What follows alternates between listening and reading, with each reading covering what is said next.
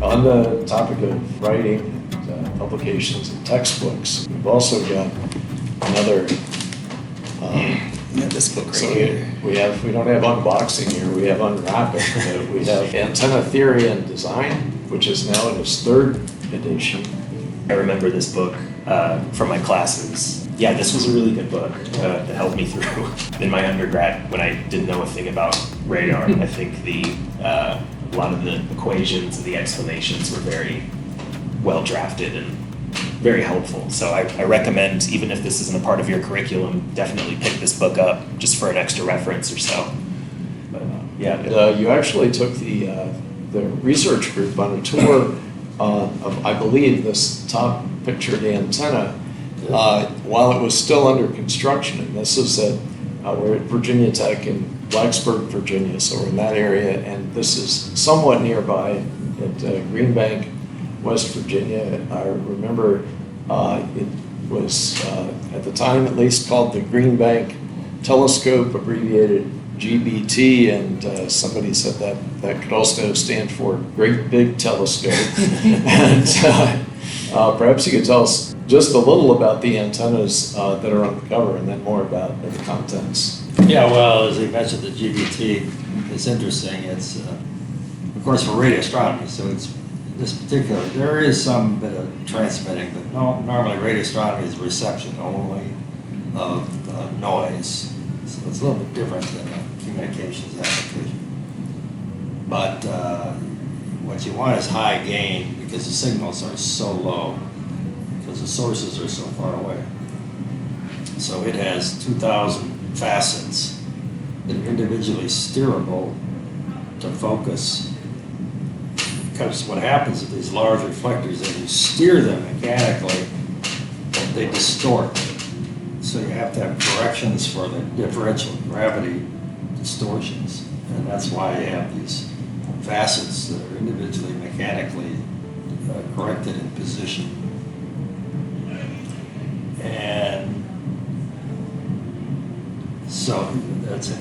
It goes up, I don't know, I can't remember the high frequency, but it goes up pretty high in frequency, 30, 40 gigahertz. So this one is just a typical conventional solid parabolic reflector, dual polarized.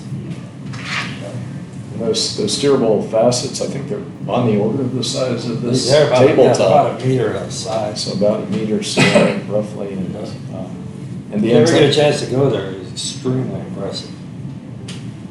yeah, I'd love to check it out. But on the textbook side of things, and there's three components to a textbook, which is actually writing the material,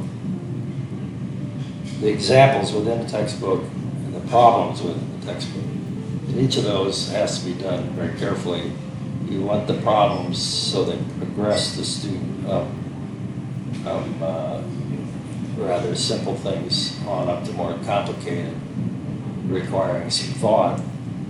The examples can't be just stick number A into equation 3 and finding a number.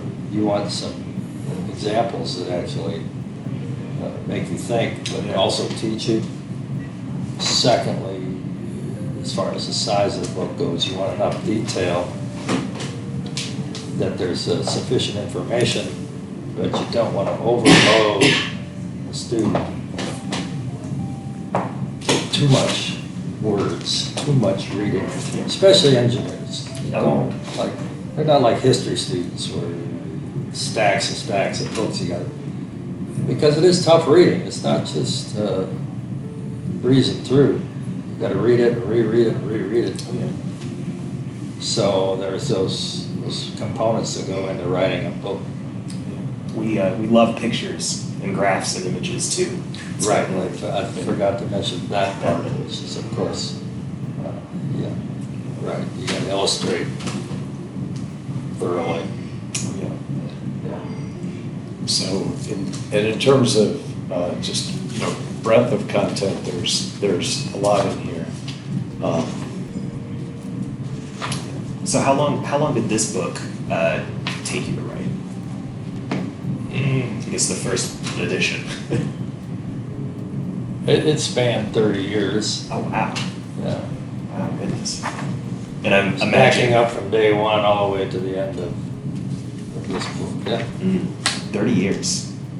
Well, the benefit of being a professor is you can put things out there and then see how it works. You can feedback, Of course. correct, add, subtract. Oftentimes, the books that are written by industry people might be good for educating you on some aspect, but they're not really good for textbooks. Sure. There aren't too many people that actually in industry write textbooks. They're mostly all professors for, obviously, as I just explained, that's the reason. So I see everything here from fundamental theory to a variety of types of antennas, design and modeling techniques and measurement techniques as well.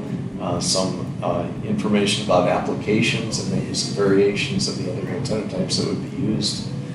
There's quite a lot here. This book is over 800 pages, as I recall. So there's a wealth of information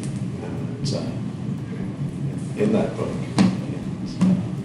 Yeah. At one time, I recall this was maybe, I know it was true, the earlier edition, that this was the most widely used textbook at that time.